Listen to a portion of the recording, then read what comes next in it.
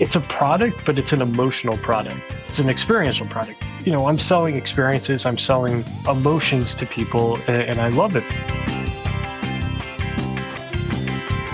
6 months later, you could be watching it on Netflix or Hulu or whatever and be like, wait, I was in the audience that night. I had no idea this was what was going on.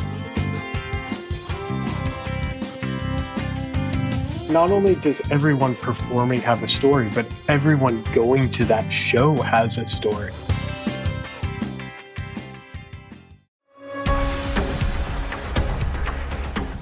Welcome to the StageLync podcast, your access and connection to the live performing arts. In this podcast, you'll hear from some of the industry's most inspiring people from around the globe who create magic on stage and backstage. Our guests share their knowledge, passion, and the real stories of how a show comes together. We hope you enjoy this episode. Today, we're talking with Andy Levey on marketing and social media for the arts. Andy Levey is a high-performing and dynamic C-suite leader specialising in business and brand leadership for the digital age. Over the last 2 decades, he's been at the forefront of initiatives that connect consumers in a rapidly evolving and increasingly segmented market, developing and implementing competitive, data-driven business and portfolio strategies, and executing programs with precision to expand market presence and target audiences. He's particularly proud of the following successes: Clio Award winner in 2021 with 2-Bit Circus, named to Fast Company's most innovative companies in 2020 with 2-Bit Circus again, helped relaunch the Sesame Street brand in the Middle East, built a marketing team and successfully launched Lapel by Dragon in Dubai, increased sales and established KPIs, ROIs, and social media advertising channel sales with Cirque du Soleil in Las Vegas and Montreal, advocated for a successful multi-year content plan, initiating digital programming, media strategy, and distribution with the Cirque du Soleil marketing team. He holds an MBA in marketing and an MS in hospitality. What's an MS? Masters of Science. Oh, Masters of Science in Hospitality from the University of Nevada, Las Vegas, and a BS in Finance from Tulane University in New Orleans. You have lots of degrees. Thank you for joining us, Andy. Thanks for having me. Yeah, lots of degrees, and I still can't figure out how to use certain technologies. So my wife reminds me of it all the time. That's all good. It's all good. So tell us what led you into this line of work and particularly into the marketing in the entertainment realm. I'm interested to know. Yeah, my background is in finance, and I spent the first 3 years of my career working in finance in investment banking and heavy-duty, complicated analytics. And I hated it. It was miserable. It was soul-sucking. And I came to the realization that this wasn't for me when I was working late on a Friday night in an empty office, in an office park, this empty office, this gigantic office park, working on an analysis of like some bajillion-dollar deal that I had to find like some sliver of information in. And I was talking to my brother, and my brother at the time lived in Las Vegas. He was going to school at UNLV. And he was like, hey, what are you up to tonight? And I was like, I'm at work. And it's like 11 o'clock. And I was like, what are you doing? And he's like, I'm going to a party with George Clooney and like Cindy Crawford. And like, we're going to do like, go to this place and that place. And I was just like, oh man, well, that sucks. Like, how do I get that life? And so I decided to, go back to school. And MBA for me was always in the plans. I think nowadays, like, for most, corporate jobs, they expect a graduate degree. So that was, something that I wanted to do. And I decided in college, I actually promoted a lot of parties, and I loved hosting parties and groups and doing that sort of thing at bars and nightclubs. And so I wanted to get back into that, and I wanted to understand more about like the restaurant business and the hotel business. And so Las Vegas was just the spot, it's the epicenter of all entertainment, hospitality, hotels, and restaurants. And so, yeah, I worked my way up, or I worked and saved enough money to move out to Las Vegas, and, took all the tests that you had to take to get into grad school. And just, it was an area like I had no experience in that. So to go to UNLV and learn from all these experts who, there were experts in food temperature, there was experts in room service and like flipping rooms and housekeeping and all this stuff that you're like, as I think people who listen to the podcast have experience in this industry, but like for people who don't, like there's a whole science behind like all of this stuff, and it's crazy. And so to learn that was a lot of fun. And then as a side gig, obviously, like I was a full-time student, but I needed to make money. I started working as a nightclub VIP host and promoter for Pure Nightclub, which was like one of the hot nightclubs back in the early 2000s. And I worked my way up there because a lot of the stuff was old school Vegas, and that like it was just all cash money and no like forecasting and analysis. And I started to apply some formulas and things that I developed when I was learning finance. And yeah, I worked my way up, became a director of marketing inside the nightclub industry. And then, basically I got old for nightclub standards and got married and turned 30. And that's like the retirement age, unless you like want to keep going until like, and be like that weird looking dude standing in the corner who's all gray. And then I had the opportunity to go work for Cirque du Soleil in Vegas. And it was one of those things where my wife is a performer, or was a performer as well. And she was in Mamma Mia in Las Vegas. And so she and we were at the point, where we're like, we love Vegas, but it's not the end all be all for us at the moment. And we want to leave, but we don't know how.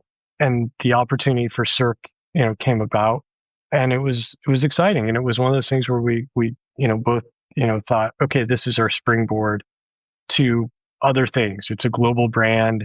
It can lead to other things, whether it's with Cirque or, whether it's somewhere else in the world, New York, LA, whatever. And it was great. I mean, it was fun. And I came aboard Cirque and just, moved my way up and, just discovered that it was an amazingly artistic company with not a lot of, structure and investment in at that time, non-traditional marketing, which was more digital and web-based and social and all these other platforms. And that's something that I really relied upon heavily in my nightclub background. Was like, these are the MySpace days and the advent of Facebook, where, you could reach out to people one-to-one and really have a relationship with them, as opposed to just like putting a billboard up on a street and expecting people to show up. So yeah, I mean, for me, I think my favorite thing, and so yeah, Cirque took me all around. Was Vegas, Montreal, and then I left Cirque to go work for Franco Dragone in Dubai. Launched the Pearl and was there for 3 years, and then moved back to LA and I'm at Two Bit Circus now. And Two Bit Circus, we joke internally that it's my third circus, which it is, but it's not your traditional performing arts circus. We're a micro amusement park. And that's a self-coined term, but the premise for that is, think of like a microbrewery and an amusement park combined. We're a 40,000 square foot futuristic arcade in downtown LA. We make about 70% of the games in-house. So we've got arcade games, midway games, which are our version of, your classic carnival games, VR, and then story rooms, which are our version of escape rooms. They're 18 to 30-minute narrative rooms where you and 4 to 6 other players work together to complete a mission or solve a problem. And so coming back to answer your question, I mean, my favorite thing about being in this industry, about being in entertainment, live entertainment, is it's a product, but it's an emotional product, and it's an experiential product. I'm selling experiences, I'm selling emotions to people, and I love it because like there's always going to be the first time you go on a date, for a Cirque show, or the first time you brought your kid to an arcade, or you remember when you brought your grandma to or whatever, and you remember those things, like, and those stay with you for a long time. Like I remember 1993, and I'm not going to age myself, but like 1993, I got to see Mystere like a month after it opened. And I was just blown away of how cool it was. And then, to sit there in, 2016 next to Franco Dragone working on this show. And, Franco's obviously, a madman and crazy and like talks in like all these cooking analogies as but just to sit next to him and be like, oh, wait, like kid version of me was like, wow, this is really cool. And now like here's adult version of me sitting next to this guy who created all this stuff. And like, I get to work with him. And Yeah, That's so it's just amazing. fun. Yeah. Yeah. It's interesting because I think like the arts as well, marketing, you must have seen a massive change since you did your degree from all the social medias and like you said, the way things are marketed and the way things are promoted. And it's a constant, it's not like you can do a degree and that now I know how to do it. It must be a constantly learning process. And how do you approach that from a marketing point of view in terms of, okay, where do you go? Is it trial and error? Is it you looking for trends? Do you do research in terms of the way that you might promote stuff? Yeah, I mean it's all of it, to be honest, and it's overwhelming and intimidating. I think the thing is you you have to know that it's going to evolve, and you have to be willing to evolve with it. And as a marketer who is either an employee or working for a corporation or a freelancer or contract, whatever, like you have to know that like whatever you're working on now or whatever you propose to a client or your boss or whomever, like 6 months from now, that's going to change. The way these systems work, Facebook is mercurial, and 10 years ago, everyone's like Facebook, and now everyone's like, screw Facebook. I don't want to be on it. It's a necessary evil. And now people are like, oh, we gotta have a TikTok strategy. We gotta do more on TikTok. It is an explosion, and the ebbs and flows of information are just vast and super fast. And depending on what kind of product or project you're working on, like your your brand could be killed in 30 seconds, whether or not you know it, or your brand could become a rock star because like one person had a great experience or one person had a terrible experience, or someone did a TikTok in the bathroom and now it went viral and you have to answer for that. So I think, you know, the biggest thing when you talk about like all this evolution is that, just always keep your ears to the ground, always just keep reading. Twitter for me is like a great channel, not necessarily to go and promote things, but really to engage and listen in communities and understand what's going on in the various industries, depending on what industry you're looking for.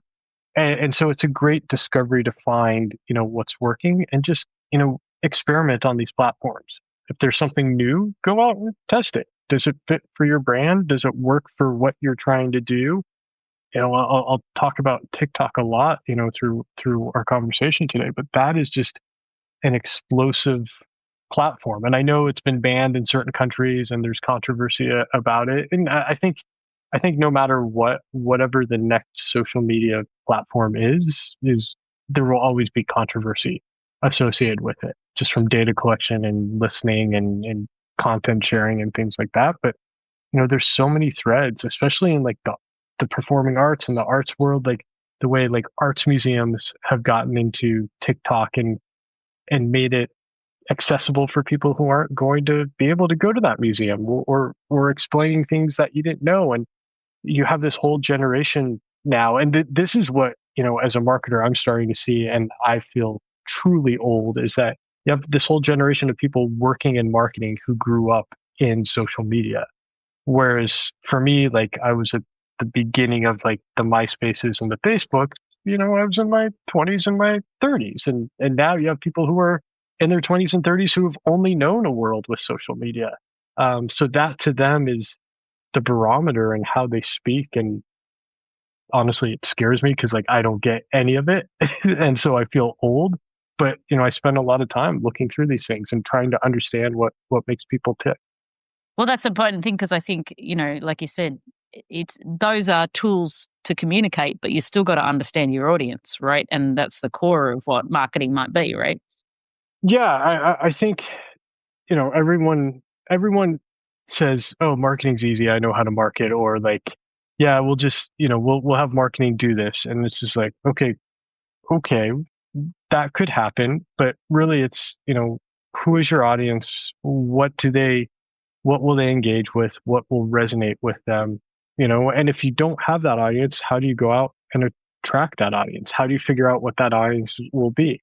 And it's the stereotype of like, okay, we want this to go viral. Like, well, how will that go viral? Do you have budget to put behind it? How, like, what is the plan? And know that that's not a guarantee.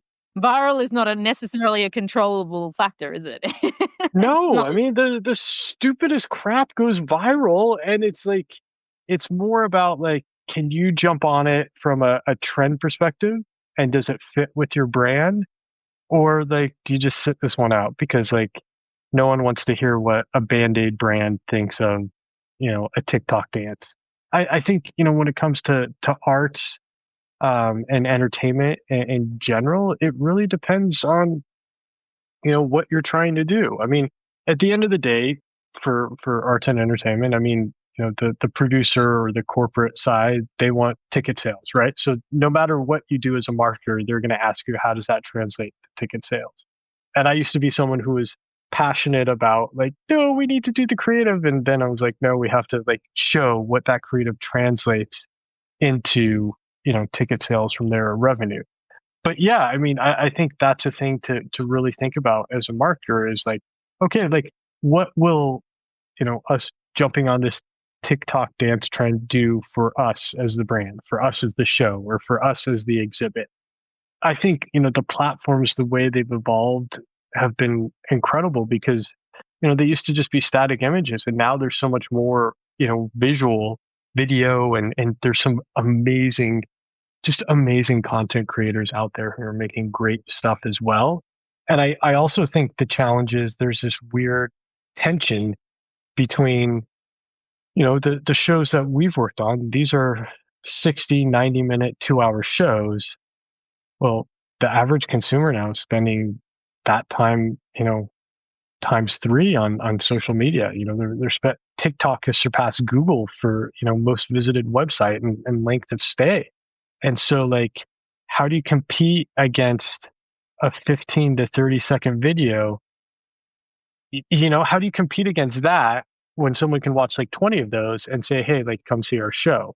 And so I think that's also a challenge as well that, not just a marketer faces, but, a producer, a creator faces, when it comes to performing arts is that how is your show something so over the top and so different that someone's actually, especially in the pandemic era we're living in, that someone's going to leave their house and put pants on and go and see.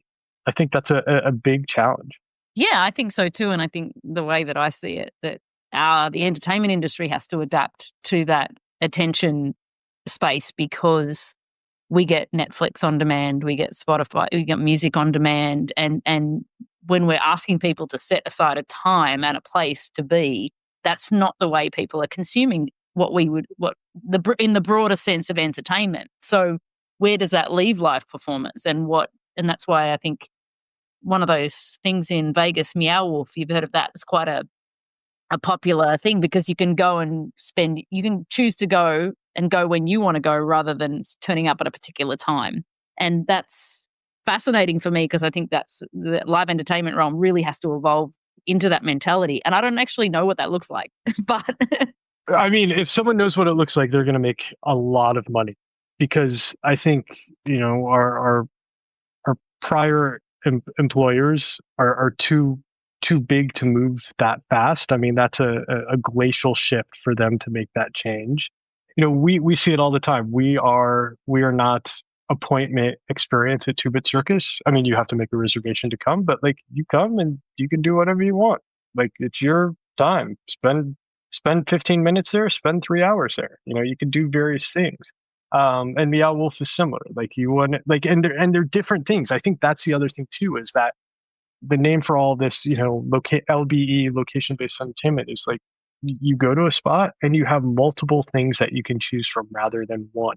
And so I think, whether it's Vegas, Macau, Dubai, or whatever, whoever figures out, some sort of, I don't want to call it like a smorgasbord, but like some sort of like thing where you can go experience performances in a meaningful way that's not horrifically terrible from an artistic perspective. I think someone, will make a lot of money that way. But I think, also things like, the Sleep No Mores of the world, Secret Cinema has done a very good job. Like that whole, like I think that's the also the level that, we're building towards with these live experiences is like, the generation that is aging into that, 35 to 50-year-old, core demographic for a lot of these things, like they're going to go, like they want to wear the costume. They want to know more about, the characters that they're going to see or who they're interacting with. So yeah, I think there's going to be a big change in those things. And I think more people want to be active players rather than passive players sitting in the audience as well. Yeah. No, it's super interesting. In your opinion, how important is it when you're setting up with an arts organization or a show is to set up a brand in terms of ethos and language and visual style, like in all of the way that, this stuff is evolving? How does an arts organization sort of stand out, and how much does sort of brand identity play into that?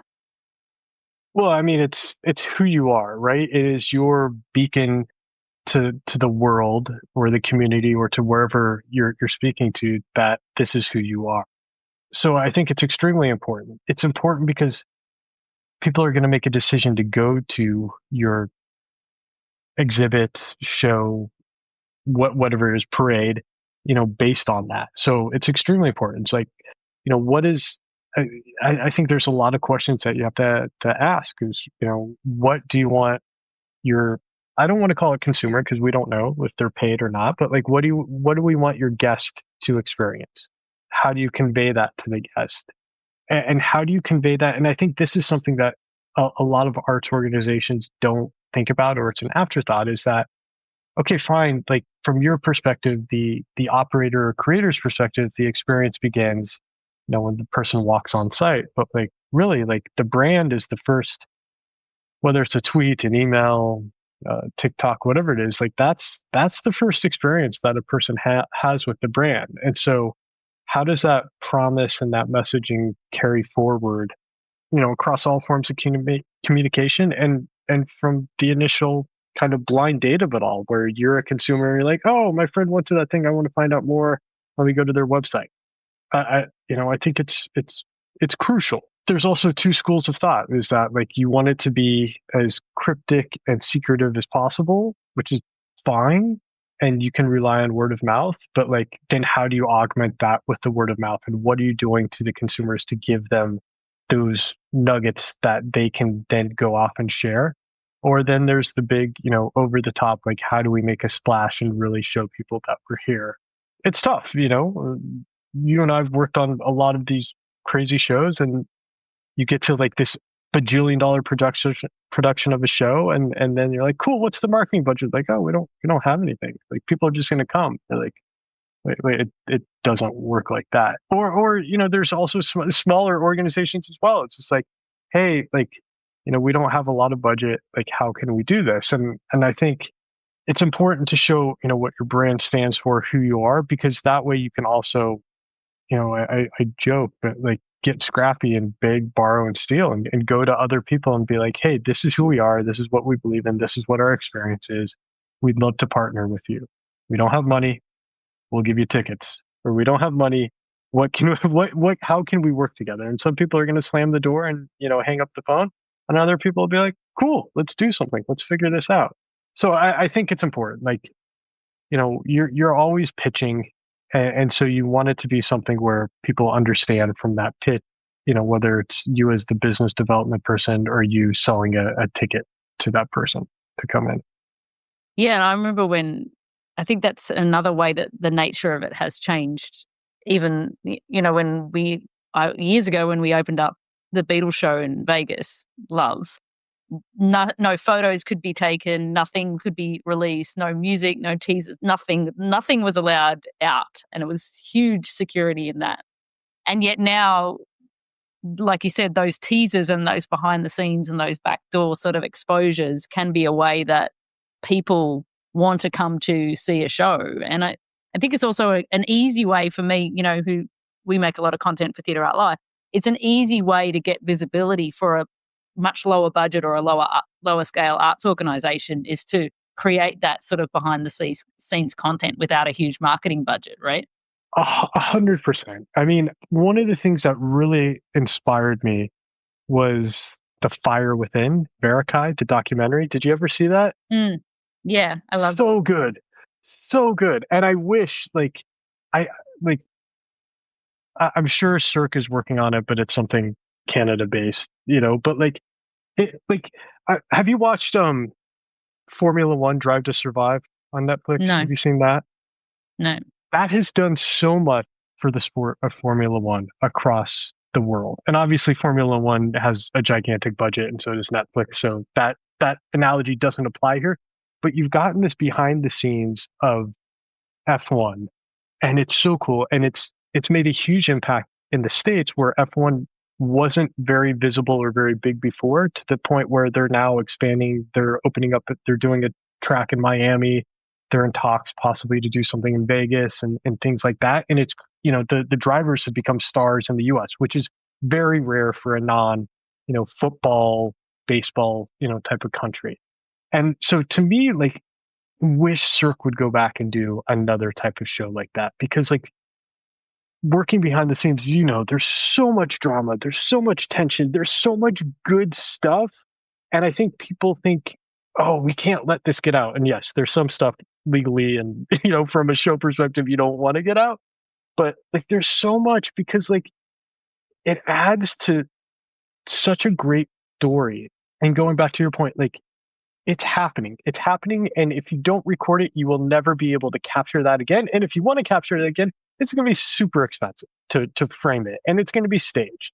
One of the things that we started to do when I moved to the team at Cirque in Montreal was, we embedded content creators within the show just to go around and capture stuff and document it. And everyone's like, oh, like there's going to be so much, footage, what do we do with it? And it's like, I don't care. Like the worst thing that happens is we don't capture it and we have to go back, or we got to fly someone to this city to go and film it. It's like, it's right here. It's cheap.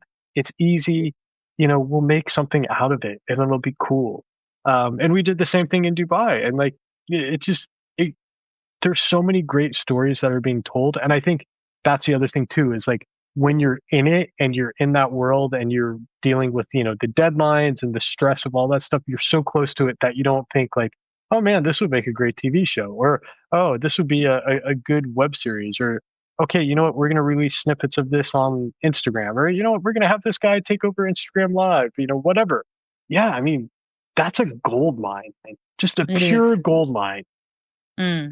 Absolutely. No, and I think, like you said, and that's something that human interest of the actual process, and that I think many years ago there was a company in London that was interested in documenting the House of Dancing water creation, and that would have been amazing, because not only have you got the creation of the show, but you've got culture shock, you've got all of these people going to Macau and dealing with all of that drama, and I mean, I think even to the point having been involved in that process, I wouldn't have wanted a camera on me during that thing. But at the same time, it would have been one of the most epic documentaries of how that show came together, because of all of the intricacies of everybody's personal challenges of moving countries and creating a show, and the stress of working 16 hours a day for 6 days a week for 5 months as we create the show. And yeah, I mean, it was hectic, and that's gold television.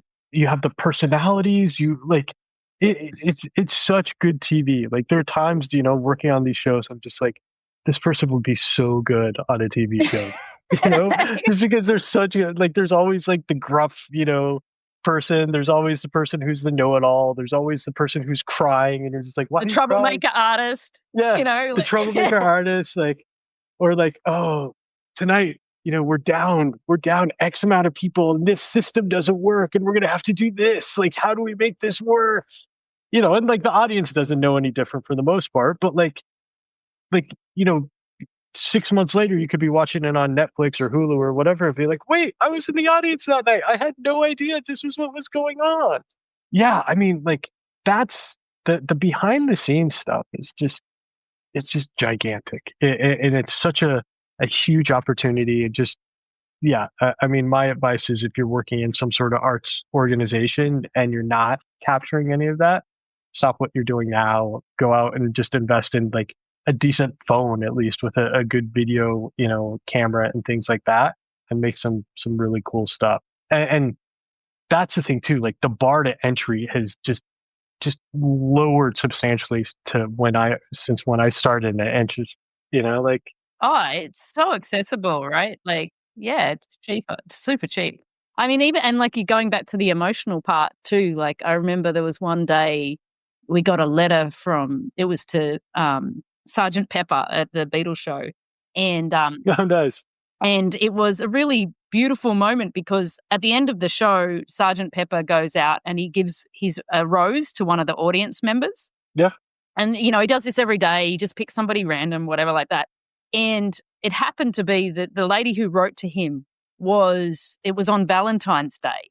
And he'd given her the rose and she'd written to him. And basically, her husband had passed away like maybe a month before that they were scheduled to see the show, right? But so she went anyway on Valentine's Day alone, and he happened to give the rose to her. So it was a really emotional sort of moment when we received this letter because, of all the 2,000 people you could give the rose to, he gave it to a widow on Valentine's Day who was there without her husband to see the show. And I just thought that was like those moments actually in theatre world happen quite often, that nobody in the public facings get to see. But those moments are so beautiful and poignant, which, documented would be amazing.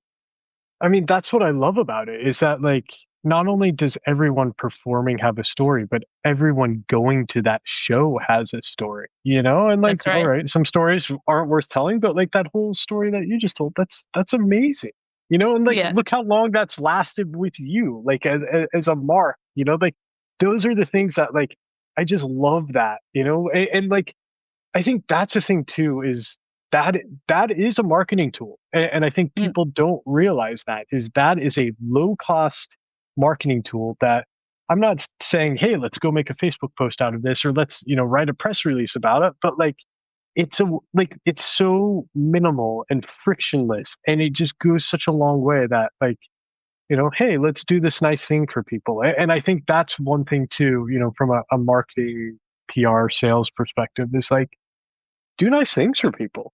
Like, Yeah. people, people want to be treated well. And like, if you do nice things for people, especially like their kids or their loved ones or whatever, like that it costs you nothing, or Yeah. whatever product or whatever ticket, whatever, like it just goes so far. Yeah, I mean, what is it? It sort of represents your ethos, and then that's something that that people like about it. When people feel they can connect with you, then they're going to like your brand, right? So, what sort of skills do you think that one should be cultivating if they're particularly either whether they're marketing for the arts or they're looking to market their own arts stuff? What sort of where do you spend your time? Because say if you've got a full-time job and you're producing an art show, but you do need to promote it and you can't afford a marketing person, like where do they start? Like what would you focus on if you could spend, just say 10 hours a week on the marketing of it? I mean, that if you asked me that question like 5 years ago, 10 years ago, I'd give you a completely different answer. I'd say right now, I mean, I guess it depends what age range you are, but like really learn how to use your phone. Like learn how to make beautiful content. And beautiful to me doesn't mean like it has to be operatic or cinematic or whatever. But like going back to like the brand thing, like what what do you stand for? What is your brand? How do you message that? How do you get that across? Because like you have these platforms, the two platforms right now, like Instagram and TikTok. Instagram Reels is the TikTok competitor. They're bonusing views essentially into the algorithm based on you using Instagram Reels. Like, we've done a lot of tests, and like the same video gets, 10 times the amount of views when we use it as a reel. So really, like, I think it's learning how to make content. It's super easy. I mean, and that's not to like, dismiss it to say like, oh, there aren't good content creators out there. Like you and I can do it, but like it is like, it's super easy. It's low friction. It's low maintenance. There's a lot of tools out there that you can use. So get yourself a phone, get yourself a Canva account or get yourself a bunch of cool apps that you download and pay, $15 a month for the extra subscription to get the cool things. Grab yourself premiumbeat.com subscription so you can get some cool music that's not in copyright violation. Or you know what? Don't even do that and just run it through Instagram and TikTok and take one of the trending songs. If you're looking to be scrappy in that sense, like yeah, like invest in phone, Photoshop, Canva, any sort of content creation tools that you can. If you're not in that demo and not that willing to get into that stuff, then talk to people and figure out like how other people can promote you. Do they have a newsletter? And then what do you offer in exchange for value? Like, do they have a newsletter? Do they have a Twitter account? Will they hang up your flyer, at the local coffee shop? Things like that. You're going to have to just ask a lot of questions, get out there and expect people to tell you no. And that's okay. And Canva is great, by the way. We use that often, and it's just a great, easy, compared to like Photoshop and everything like that, it's just amazingly quick to work on. That's a good platform for beginners, I think. I spent my my quarantine pandemic challenges. I taught myself After Effects. That's a whole nother one.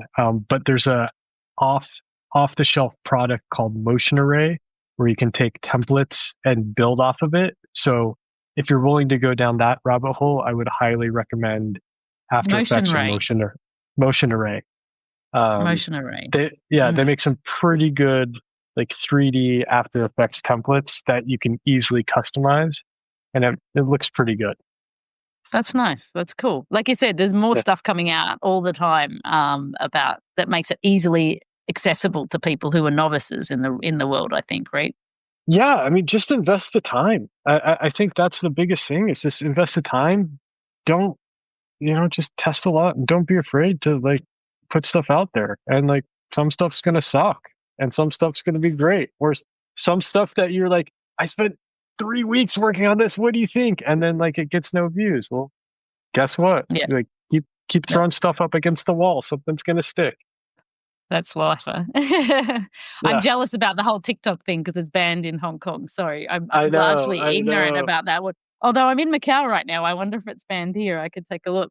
It is. But I feel like such I'm missing. A weird world. It is just the weirdest. Like there's like a theme for everything. Like cooking, great. Like Taco Bell hacks, great. Like dancers who do this thing, great. Like you're just like what? Like I had no idea any of this existed.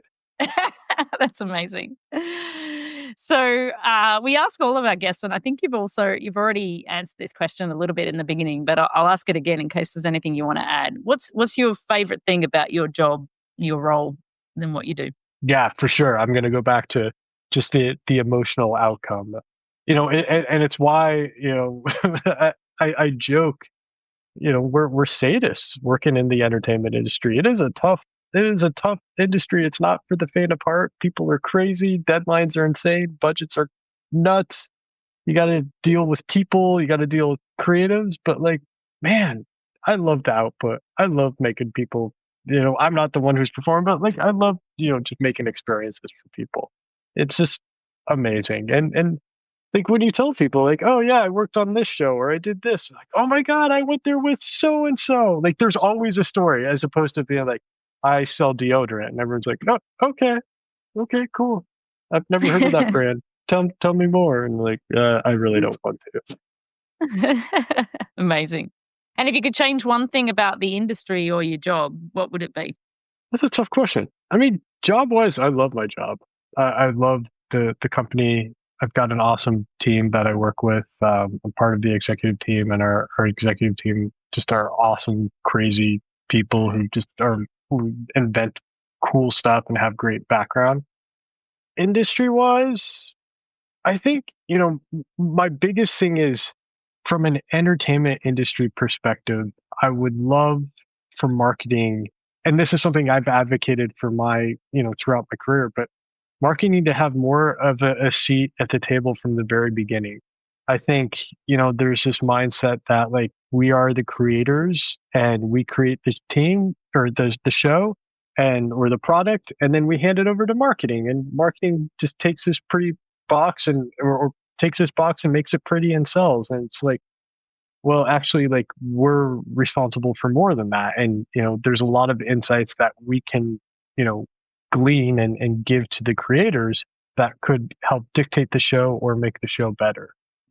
Or to think about, okay, like you gave me this product, but like perfect example, like La Pearl, actually a lot of the shows I've worked on, the names of the shows have been decided before any research was tested or any design elements. And like La Pearl is a great one where they designed the logo, before I came on board. And the way the logo is written, if you guys Google it, like you can't fit it on anything without reducing the logo substantially because there's a huge L and a huge P that go off of things. And it's like, well, did you think about that when you designed it? Like, what does it look like on a business card? What does it look like on a billboard? What does it look like, across these things? And so like, it made for a lot of clunky executions along the way. And everyone's like, no, we're sticking with it. It's good.